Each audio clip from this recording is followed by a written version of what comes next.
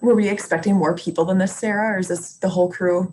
I was expecting a few more people, but we can get started whenever you're ready.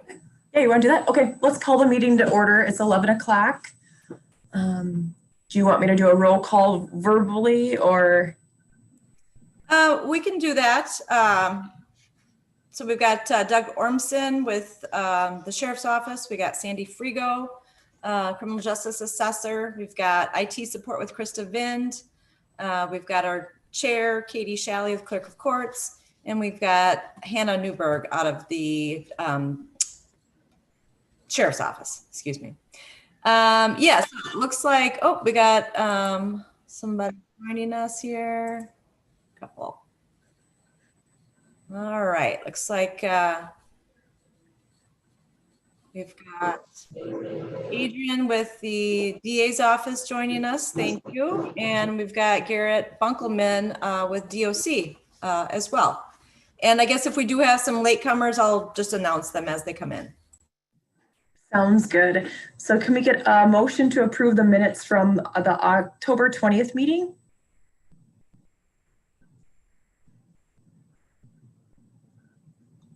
I'll make the motion, Katie. Thank you. Can I get a second?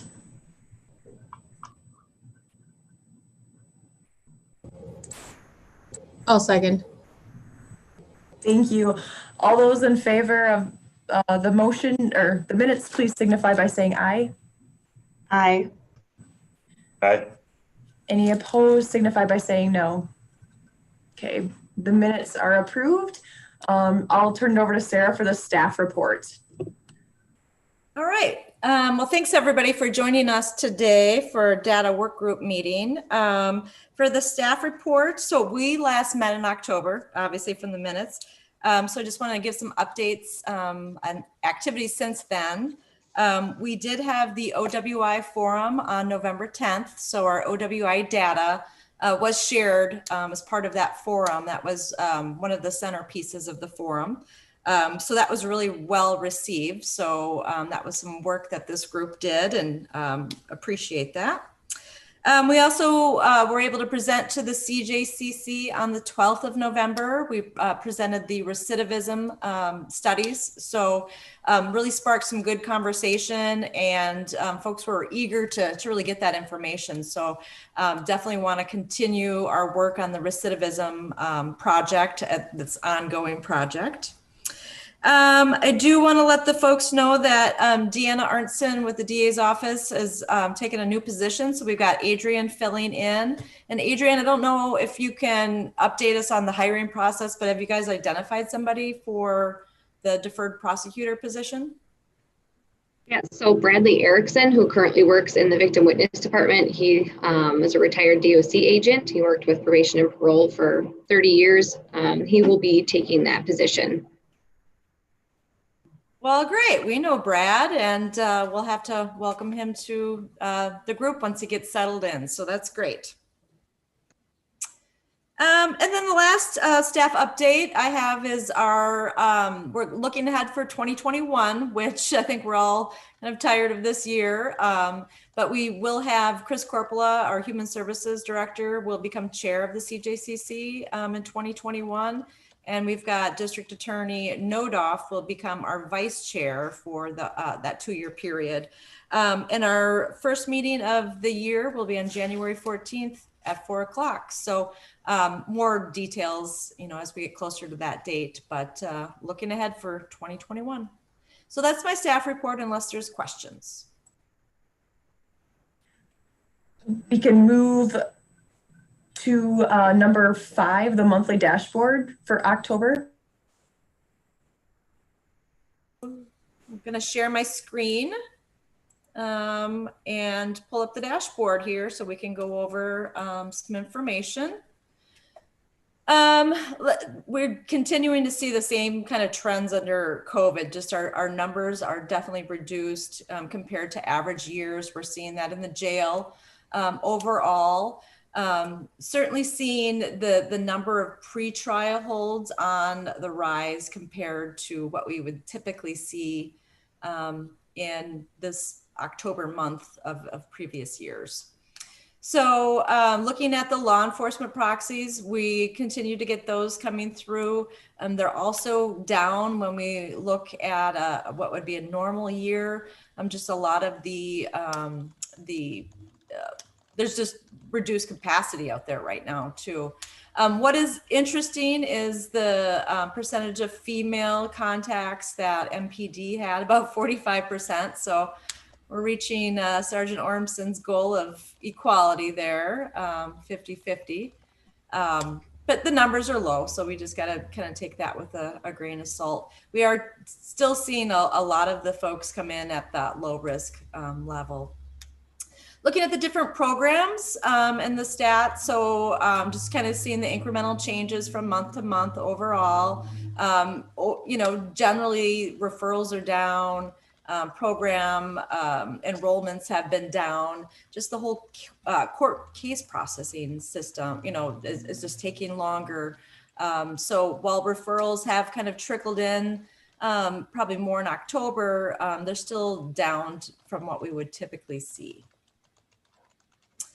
Looking at the assessment process, that's Sandy's role in the jail. So that has changed, throughout the months, depending on really the accessibility of the jail. So Sandy was doing the contactless assessment process for a while. That was put on hold for a little while, and now she's back doing that process. So, but we're continuing to see just the number of people that are booked and held for jail for that bond hearing to be relatively low from what we would typically see overall. Likewise, with the reentry program, we did get the number kind of up last month in October, but that is also a program that has been affected by COVID. So those that are participating, we did get that orientation process back up to get new folks in the reentry program, and then Sandy's meeting to assess those folks as well. But the numbers are relatively low. A lot of those services we're not able to get the volunteers in the jail to do some of the programming, and then the peer support service is also not able to get in the jail because of the COVID restrictions. So that program's been struggling a little bit, but those that are engaged, we're hearing that there is success out there on the other side of jail. So not everyone is struggling, that there is good news to report there as well. So that is our dashboard for October. Did anybody notice any updates or changes or anything kind of prompting conversation on the October dashboard? I just have one thing that I'll check with you and Rita on, Sarah, for reentry risk levels. For general risk, well, I think it should be 2, 2, and 2, but okay. I'll double check that. Okay. I'll just highlight that for us to look at. Okay, thank you, Sandy. And if anybody does see any changes, please let me know, and we can make those to the dashboard before we get that posted. Other questions that folks have? Okay, I'm going to stop my share. Okay, so number 6 is a recidivism project, the next step comparison group. Okay, so I did have a chance to meet with Adrienne and to kind of get her a little bit up to speed as far as what Deanna was assisting us with the project overall. So I think most of us are on the same page. Garrett, you're probably just kind of getting back in the swing with us. But we have that shared Google sheet out there where we had all the different programs, and we've got all the participants. We have now crunched the recidivism of program participants. So those that started programs and ended programs that we were able to do 1 year and 3 year and 5 year recidivism. So the next step really is our comparison group. So what we set out with this project was to look at the folks that were referred to the program but did not start the program, and to look at really their outcomes. What happens to that? That's more of our control group. So what happens to those that don't participate in the programs?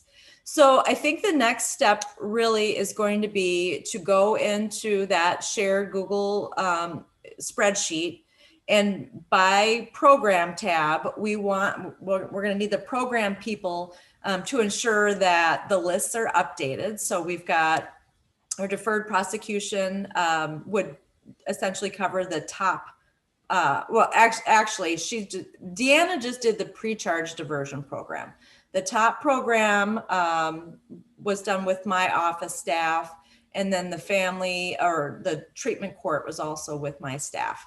So, and those were the 3 programs that we were able to actually get program participants through and then have those recidivism measures. So I think what we need to do is go in those tabs, ensure that the referred folks are in there and the pertinent information, and then we're able to run the CCAP report just like we did for the same method, where on that first page, we really have the description of how we're doing that CCAP report, so it's consistent.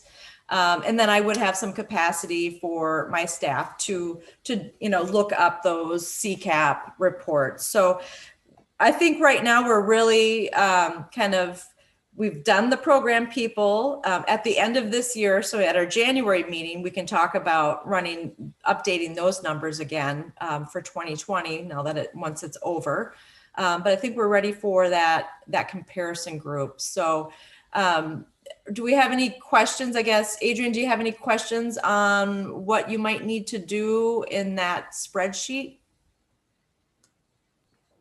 No, I've been updating it. So far, I have a few that I just actually received on Monday for pre-charges. We had a large amount of them that were referred for December 8th. I think about 9 actually that were eligible for the pre-charge. So once I get all of that entered in, November should be up to date.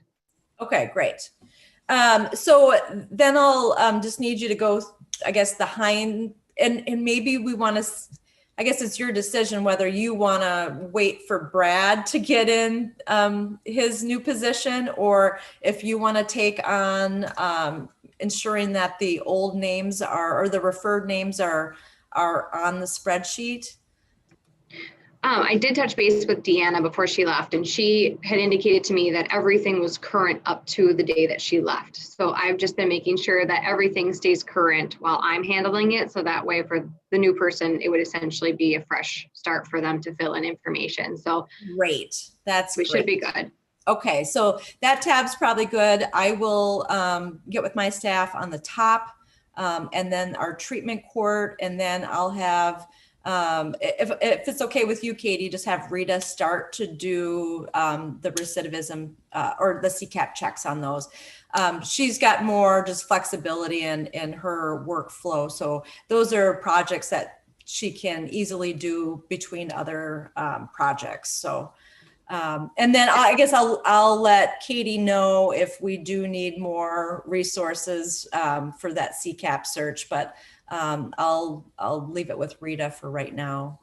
Yeah, that'd be great. Yeah, just let me know if you need help and we could go from there. Okay. And I should have November's updated by the end of this week. Okay, great. And then, like I mentioned before, at the end of this year, we can do the CCAP checks for all of 2020. So that'll be something I'll have Rita start working on in January as well. So, so we also, I guess, in our past conversations talked about the possibility of using DOC as a comparison group, kind of based on risk level. So that would be kind of a different avenue that we would go down. So we would also need some different information as far as risk. And potentially we can do that, but I think that one is going to be a little bit more challenging for us to do. So I think we'll just start with the referred program people and then really take a look at the outcomes once we get that research done and see if we can make sense of it or draw any conclusions out of those that never start the program. All right, Katie, I think back to you. Okay, so then we're at number 7, the end of year data 2020 Smashboard timeline. All right, so the dashboard is something that we do each month. Obviously, we just reviewed October, so we still have November and December dashboards. Because there's the delay in data, it's going to take some time. So I was just kind of estimating from folks, or just wanted an estimate from folks, really when they anticipate, I guess, all of their end of year data being done, just so we can kind of look ahead as far as a timeline on when we want to crunch our numbers for the Smashboard. And then also the other reports that we look at too, so. Anybody want to holler out?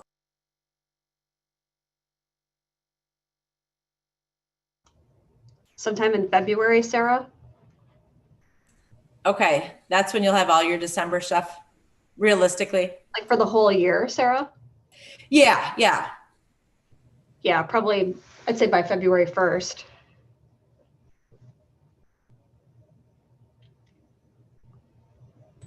I think that seems realistic. I guess I don't have much data to add to it, but I don't know if the other programs do, but I think we could aim for a February 1st date just to get something on the books to work towards.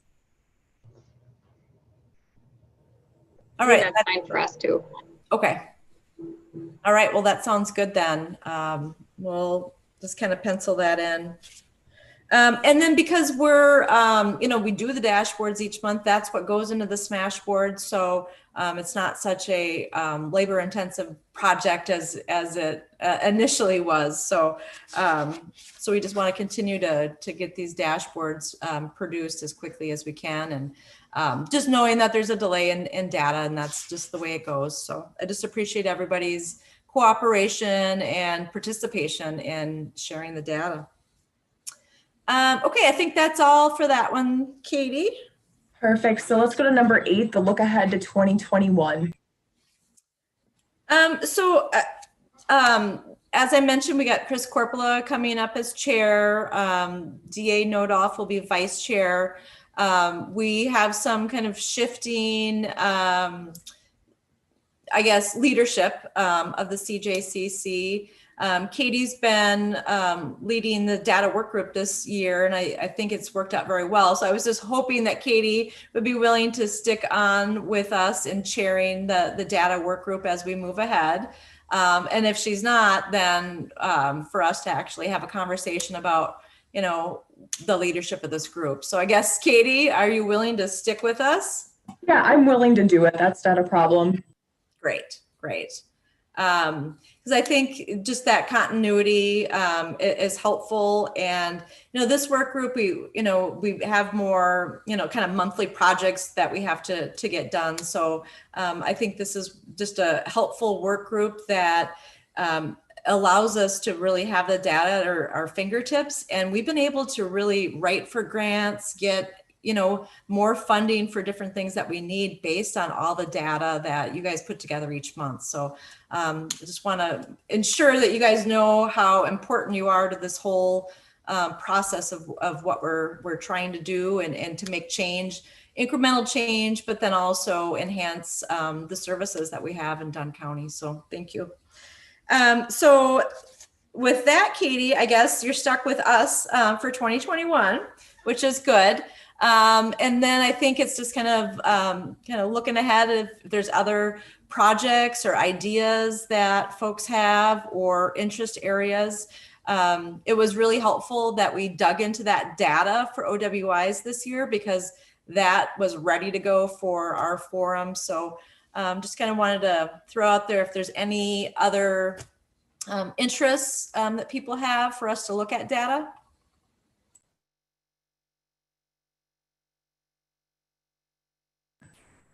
I guess I don't have anything right now off the top of my head. I think just keeping up with the current recidivism project and just keeping our numbers. I'm curious to see if Chris Corpola or Andrea will have any ideas coming out of their leadership roles with the other committees to see if we need to dig deeper into something else or not as much into something.